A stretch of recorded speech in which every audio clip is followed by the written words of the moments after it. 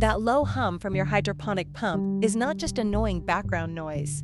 In a small studio apartment, it can travel through the shelf, the floor, the cabinet, and even the room structure. The mistake is thinking you only need to cover the sound. Today, we are going to diagnose the real cause and build a quieter setup by isolating vibration, blocking airborne noise, and keeping the pump safely ventilated.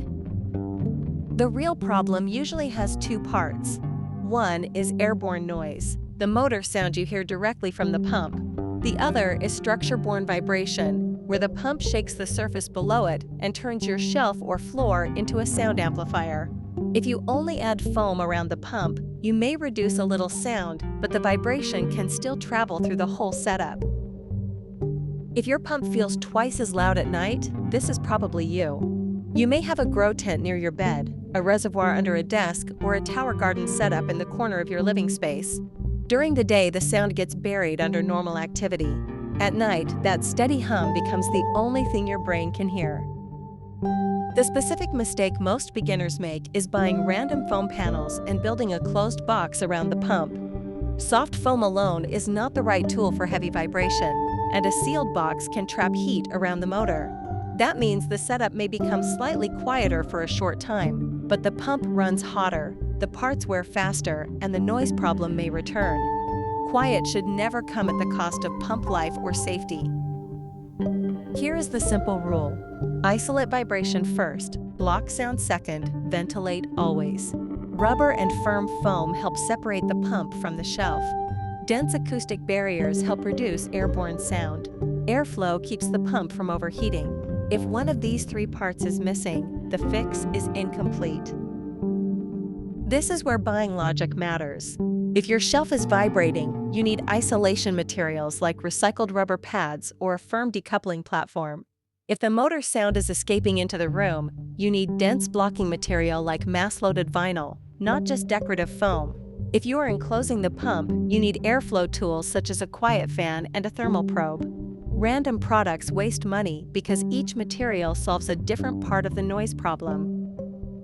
Here is a practical example. On the wrong side, the pump sits directly on a wooden shelf, the tubing is tight, and the reservoir touches the same surface. On the better side, the pump sits on a high-density rubber pad over firm foam, the tubing has slack, and the enclosure uses a curved air path so sound waves do not escape directly. This kind of setup does not rely on one magic material. It solves vibration, airborne noise, and heat as separate problems. The biggest warning is overheating. A pump that runs inside a sealed, insulated box can get too warm, especially during long hydroponic cycles. Use a ventilation path, keep the air intake and exhaust open, and monitor the internal temperature when testing a new enclosure. Also, keep electrical connections raised, dry, and away from splashing water. A quiet grow system must still be a safe grow system. Here's what you can do today before buying anything. Run the pump and touch the shelf, reservoir, floor, and tubing. If you feel vibration through the surface, start with decoupling pads before you build any enclosure. Then listen from a few feet away. If the vibration drops but the motor sound remains, that is when dense acoustic baffling becomes useful. The right quiet pump setup is not about stuffing foam around everything. It is about choosing the right material for the right job. Isolation for vibration, density for sound, and airflow for heat. If you want to avoid guessing which products, tools, or materials to use, I have listed the top 10 curated options in the description. Check them out. Compare what fits your setup, and visit growersreview.com for more practical indoor gardening, hydroponic, and growing system guides.